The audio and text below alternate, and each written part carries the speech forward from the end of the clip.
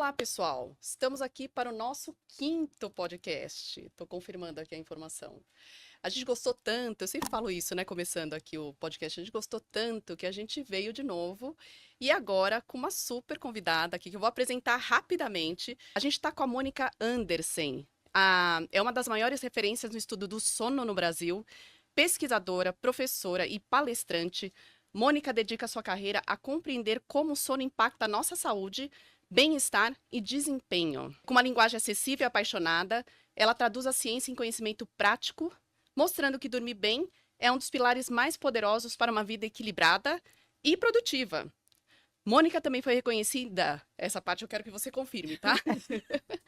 Entre os 2% de pesquisadores mais influentes do mundo, segundo o prestigiado ranking da Universidade de Stanford, um marco que reforça ainda mais sua relevância e impacto na ciência.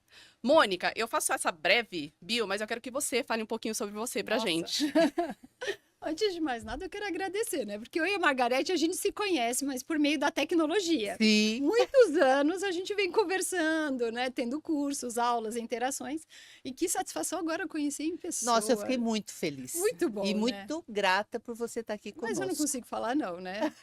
Vamos lá. E agora conhecer, né? A turma toda. Né? Você também, Ju. Fiquei muito feliz, né? Isso é muito recente, né? E eu acho que é um orgulho para o Brasil.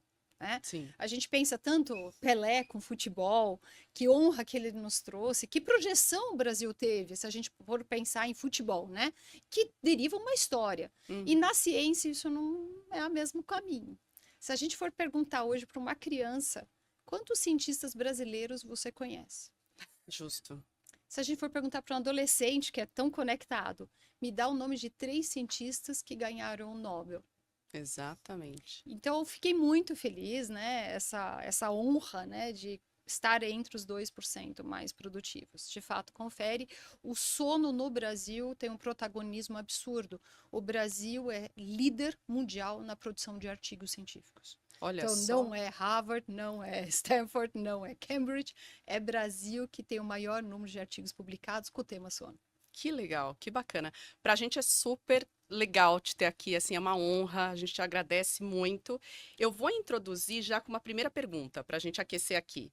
Você reúne ciência, bem-estar e comunicação de forma clara e acessível, mas como começou esse caminho? Nossa, deixa eu pensar aqui. Minha mãe era professora, né? Então, eu acho que Pronto. tem um pouco disso. Eu acho que quando eu comecei, né, mestrado, né, ter que apresentar seminários era muito difícil. Aí vai aí uma dica para quem está nos assistindo: nem tudo que é tão obscuro no começo vai ser obscuro, vai ser difícil para sempre.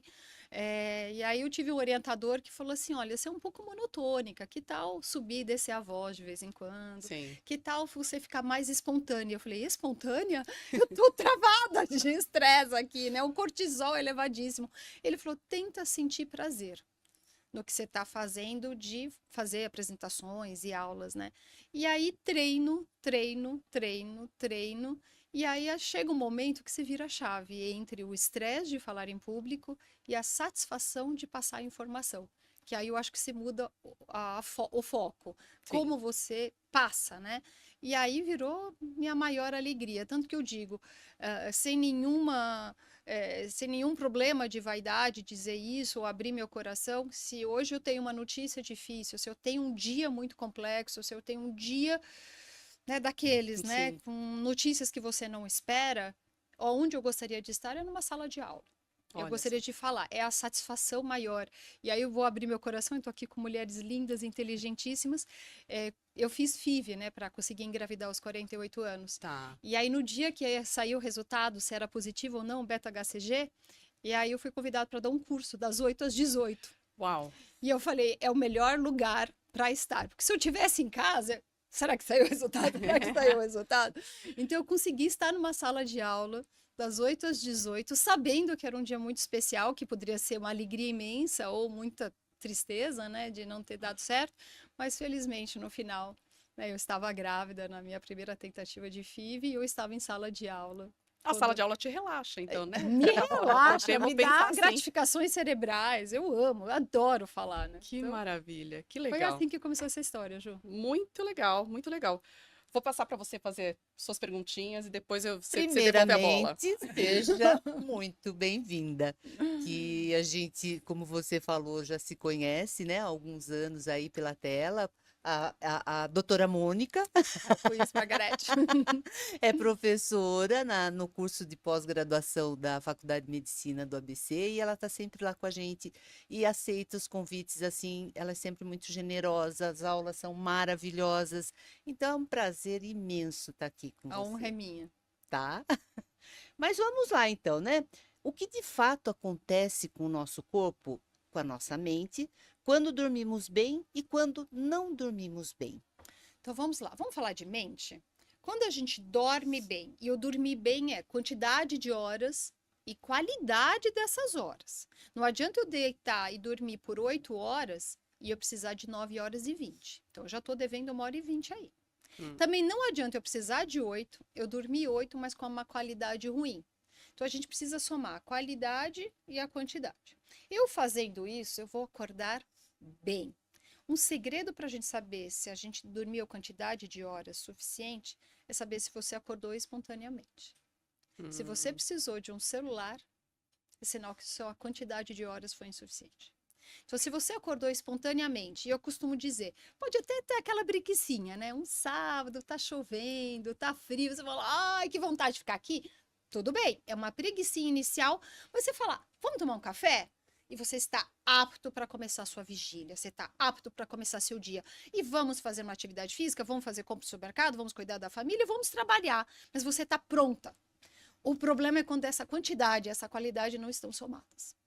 E aí você fica na cama, você tem uma sensação de dor, que pode ser enxaqueca ou dor pelo corpo. Você tem uma inércia para começar, é como se você tivesse uma âncora te puxando. Um caminhão passou por cima de você. Essa é a sensação que as pessoas descrevem. Aí tem pessoas que têm enjoo, tem pessoas que têm mais fome, que na verdade é gula. Porque aí você vai para o café da manhã, quando você não teve uma noite bem dormida, você não quer saber de iogurte desnatado e granola, né? Você quer saber de pão com manteiga na chapa, um cappuccino cremoso e, de preferência, um croissant bem amanteigado e um doce, né? Vamos pôr uma Nutella ali. Então, o nosso cérebro muda o caminho. Quando você está com sono em dia, você até pensa no croissant, mas você fala, quer saber? Vou cuidar mais da minha saúde. Você tem disposição.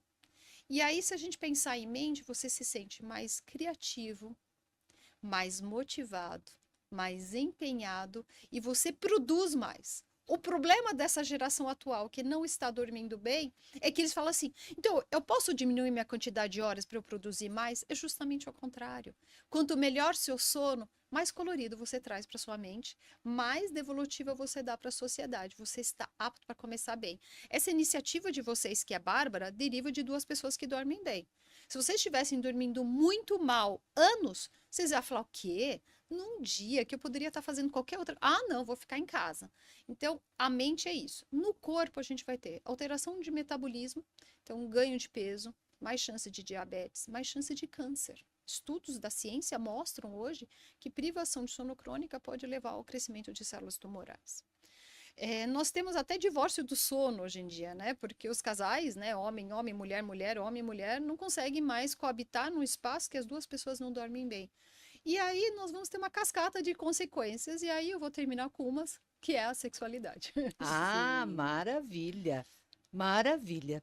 Será que eu tô dormindo bem? Aquelas que pensam assim, ô, Vitor, tá com... será que eu tô dormindo bem? Mas Nós vamos chegar aí É. na sexualidade. Mas me diga primeiro, né, como o descanso ou a falta dele se conecta com a autoestima, com a identidade, o sentimento de pertencimento. Então vamos lá, tem pesquisa, né? Eu sou uma cientista, então eu tenho que me basear naquilo que é avaliado pelos Show. pares e publicado. Tem trabalhos que mostram pessoas antes e depois de privação de sono. Então eram pessoas que dormiam muito bem, então eles foram fazendo fotos e filmagens, vendo toda a parte de expressão facial, quantidade de colágeno e todas as expressões dessas pessoas frente à face, que também tem muita relação com a autoestima, certo? E aí foram submetidas a uma condição experimental de privação de sono. E aí eles iam filmando e fotografando tempo a tempo, vendo a deterioração da expressão. Então a pessoa não é só olheira, todo o rosto pode ver. Quando alguém não está bem, você fala assim, você dormiu mal, né? porque o rosto revela isso. E aí tem outras pesquisas mostrando que a privação de sono muda a empatia, piorando a empatia, mais dificuldade de controlar a si mesmo, que a gente chama de autocontrole. Então, privação de sono tira o nosso autocontrole. Mais chance de você brigar no trânsito, mais chance de você ter uma discussão no ambiente profissional ou até em casa. Então, esse pertencimento da pessoa estar no seu próprio eixo deriva de noites de sonos boas. O sono tem diversas funções. A principal delas é homeostase, que a gente chama de equilíbrio interno. Então, nosso equilíbrio interno, que é o pilar de bem-estar físico e psicológico, deriva de uma boa noite de sono por uma vida. Maravilha. E agora, né, voltamos aí para o tema que ficou pendente, né? Qual a relação entre sono e libido? Que a ciência mostra sobre isso? Margarete, em primeiro lugar, eu preciso agradecer esses anos que a gente se conhece pelas telas, né? Porque é tão difícil, primeiro, eu acho que o sono ser valorizado. Né? Cada vez tem ganhado mais protagonismo, mais espaço na mídia, mas pelo sentido negativo. Uhum. Assim, as consequências da privação de sono. Mas e as vantagens de se dormir bem? Eu acho que esse é o ponto Sim. forte que vocês estão puxando aqui. E se a gente já fala menos de sono que deveria, imagina com um dos aspectos, né, do bem-estar, da qualidade de vida, que é a sexualidade. E você é uma das pioneiras, você tem uma ação muito forte nesse tema. Então, obrigada por trazer essas duas situações juntas, né, que é o que eu venho estudando há mais de 25 anos. Então, vamos lá. Libido deriva de um nível hormonal adequado, uma situação psicológica também, né, centrada aí nos eixos e tantos outros fatores que você ensina muito bem lá no curso. Mas como que o sono tem uma ação sobre isso? Então, tem pesquisas mostrando que noites de sonos adequadas em mulheres aumenta a lubrificação. Tem muita pesquisa sobre isso? Não, raríssimas, porque é difícil a gente fazer esse tipo de estudo. Em homens que têm boas noites de sono têm uma função erétil melhor. Então, eu costumo provocar os alunos, né? Falo assim, vocês estão dormindo bem? Porque durante o sono REM, que é o sono dos sonhos, que acontece 90 minutos por noite, em 4 a 6 episódios, então, numa noite inteira bem dormida, a gente tem 4 a 6 episódios de REM.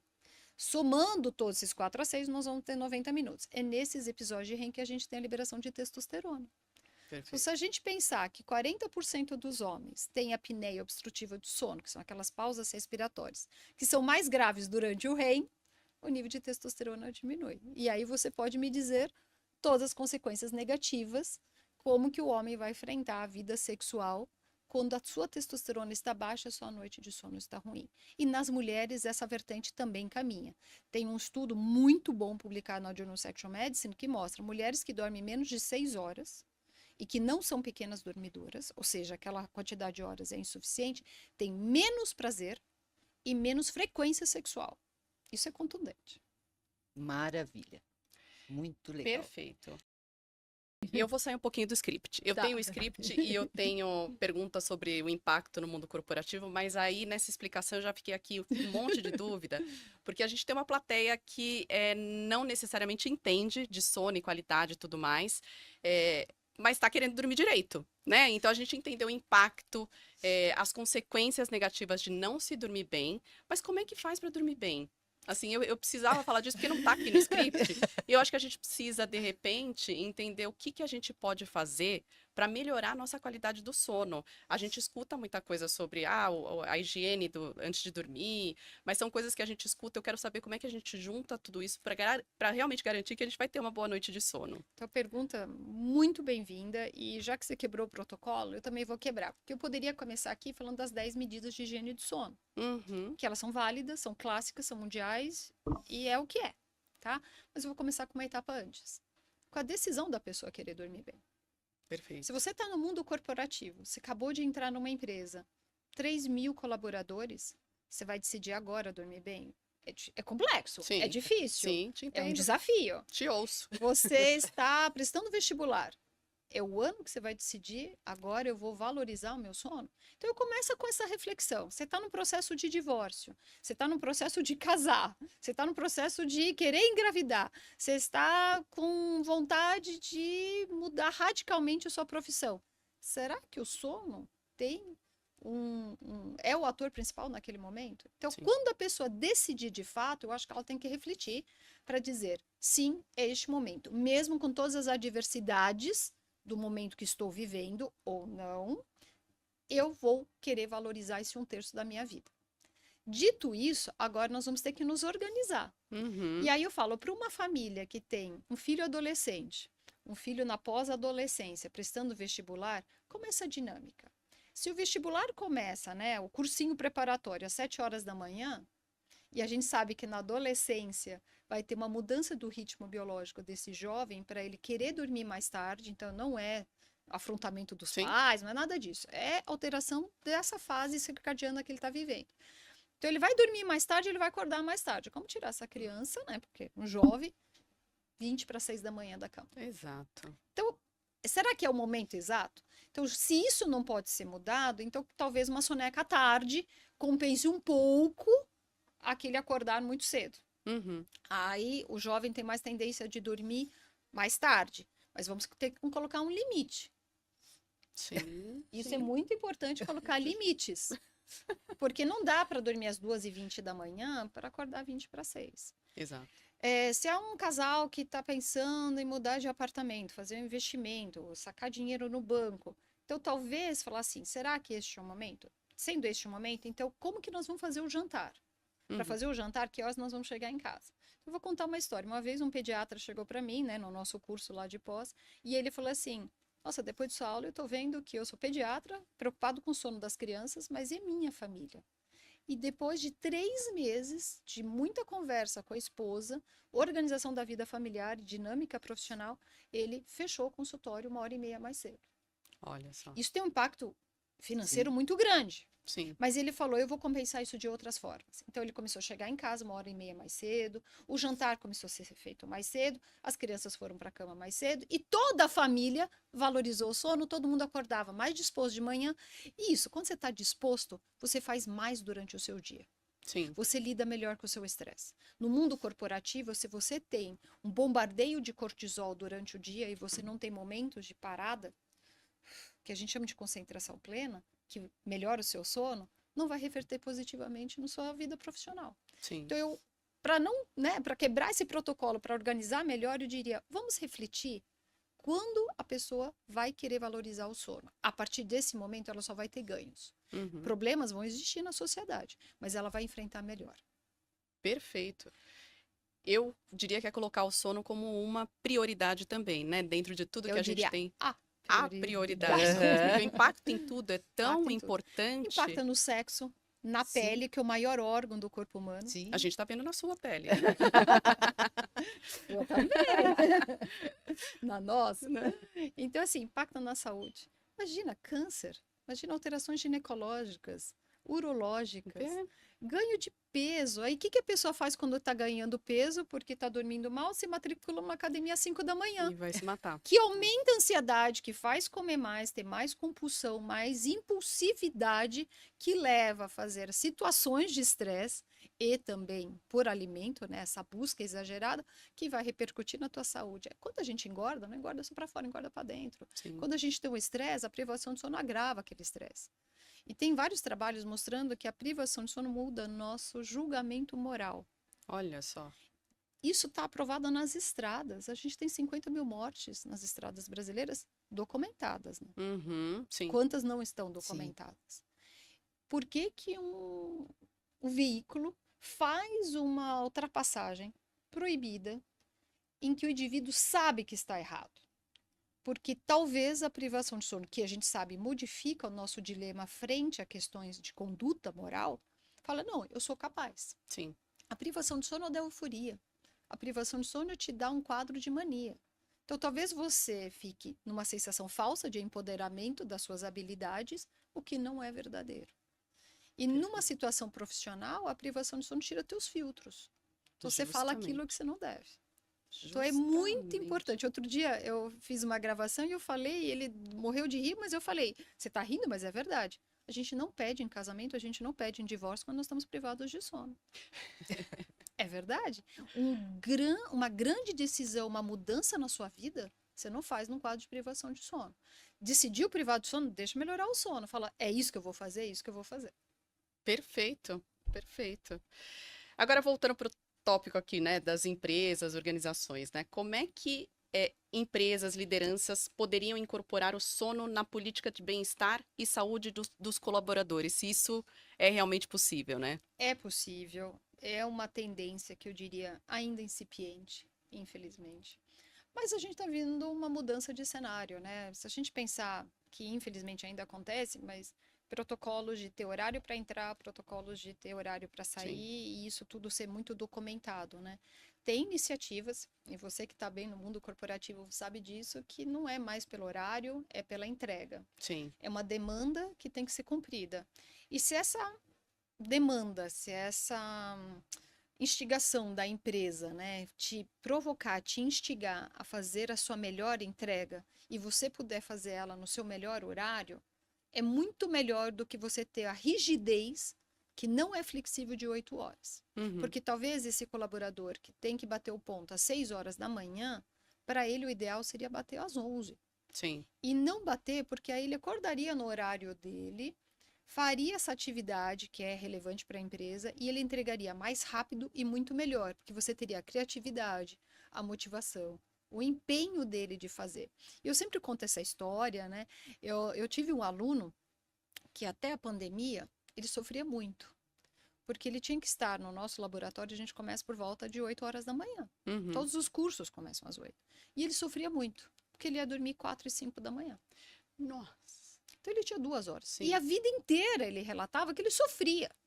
Aí chegou a pandemia, o home office, né, trabalhar em casa, eu liberei todos os alunos, né, os pesquisadores para ficar em casa. Ele começou a fazer seu próprio ritmo biológico.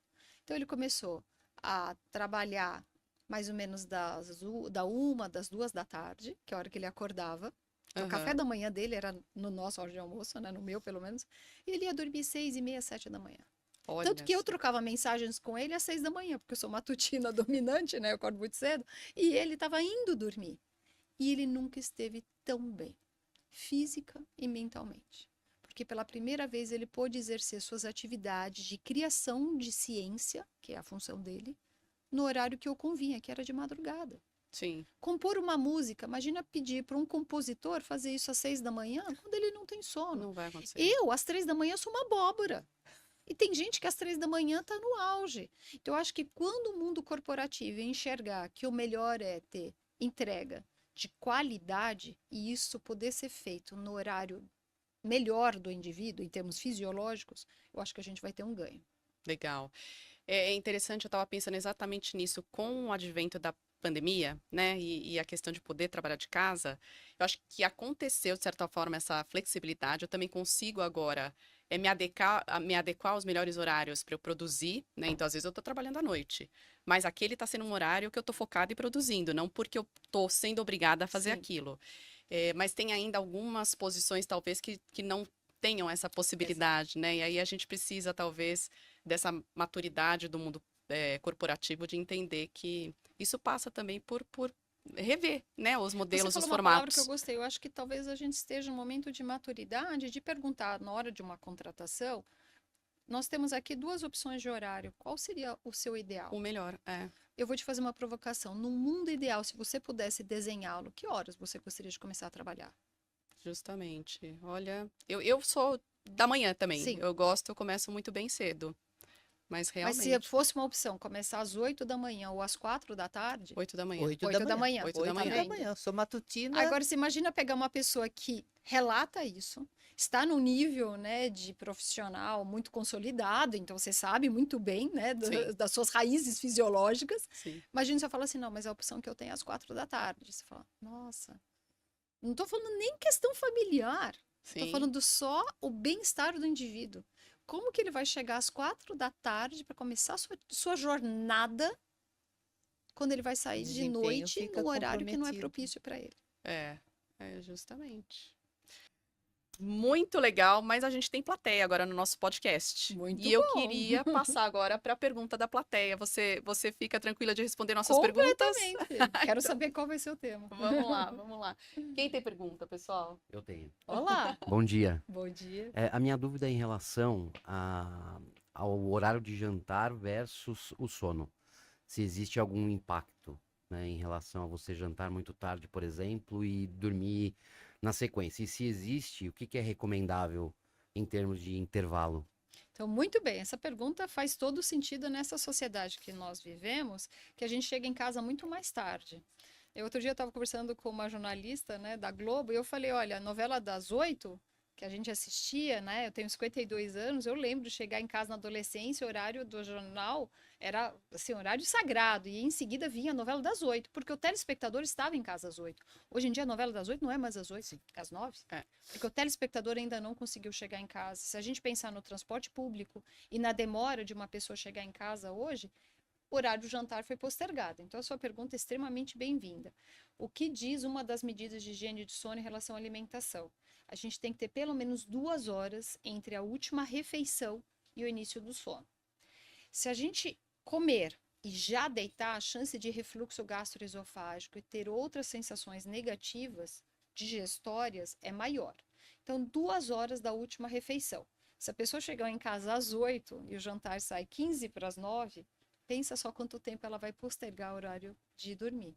Então, tentar antecipar o jantar é muito interessante, mesmo que signifique depois tomar um chá, comer uma fruta. Outro dia dei uma dica que eu recebi, né, de uma nutricionista, que é cozinhar, por exemplo, uma banana.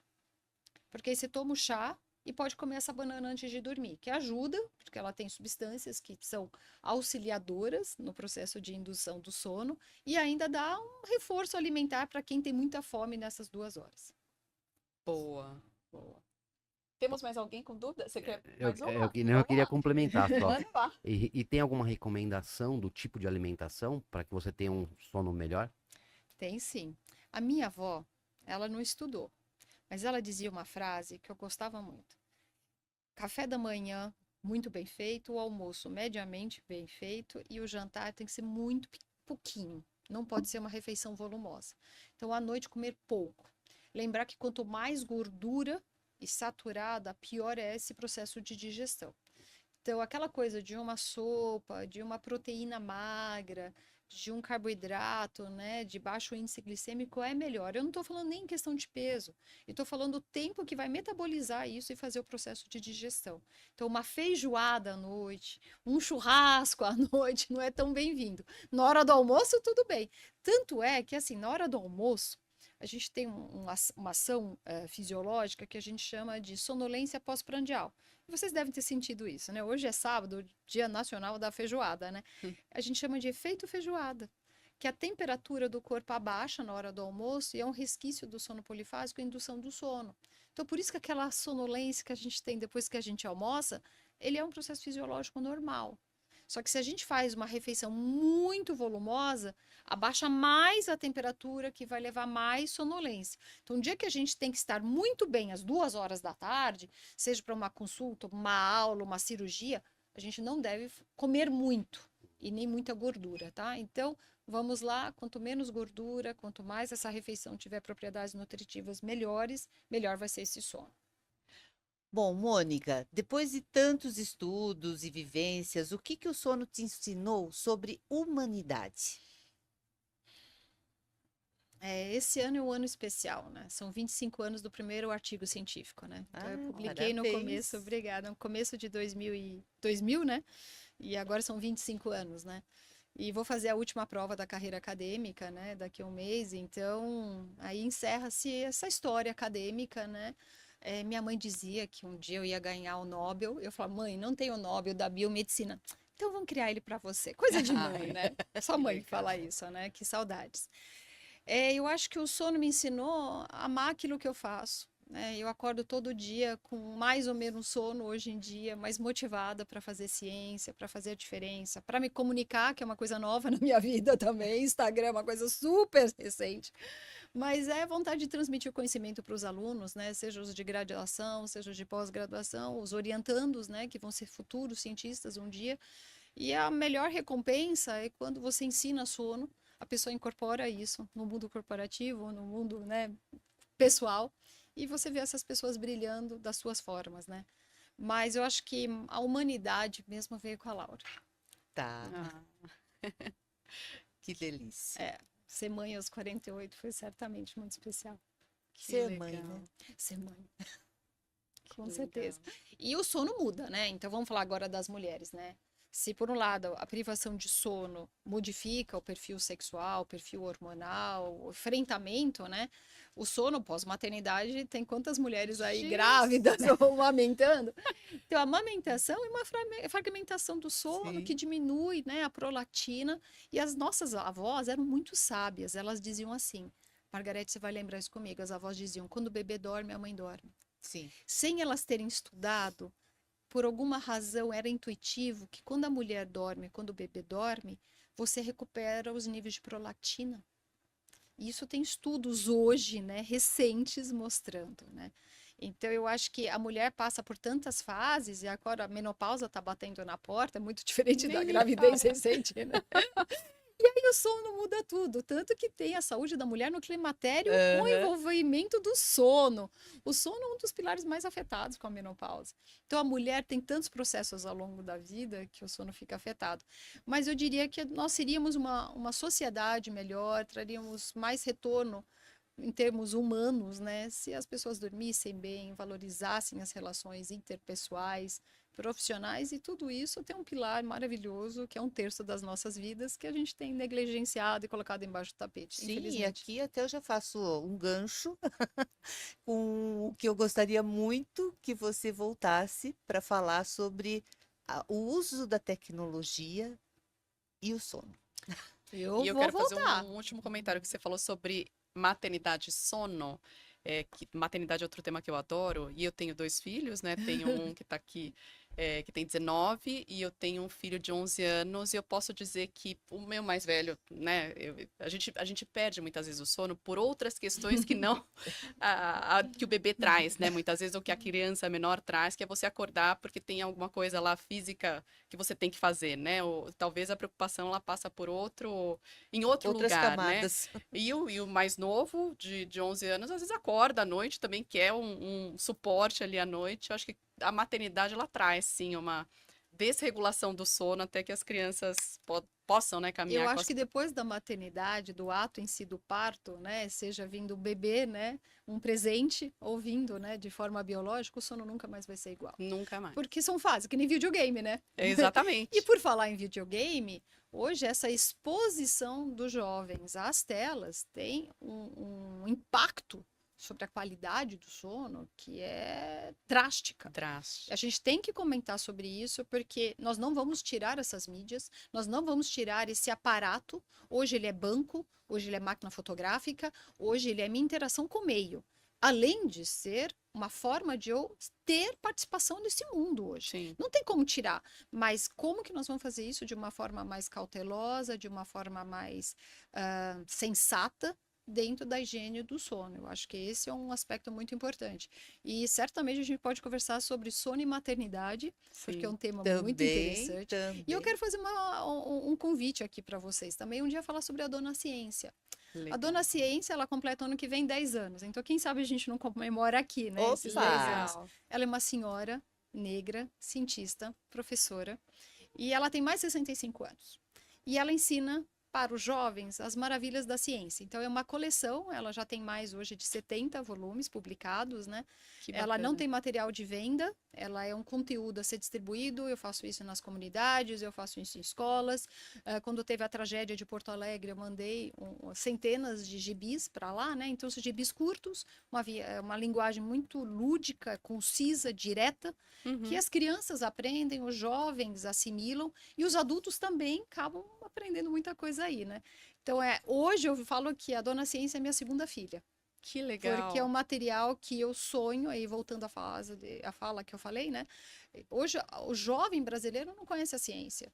Então, Sim. se a Dona Ciência pudesse ser uma forma de trazer essa interface de uma comunicação mais acessível, mais simplificada sobre as maravilhas da ciência. Isso aqui que nós estamos vivendo é uma ciência. Uhum, sim. Imagina isso antes da pandemia.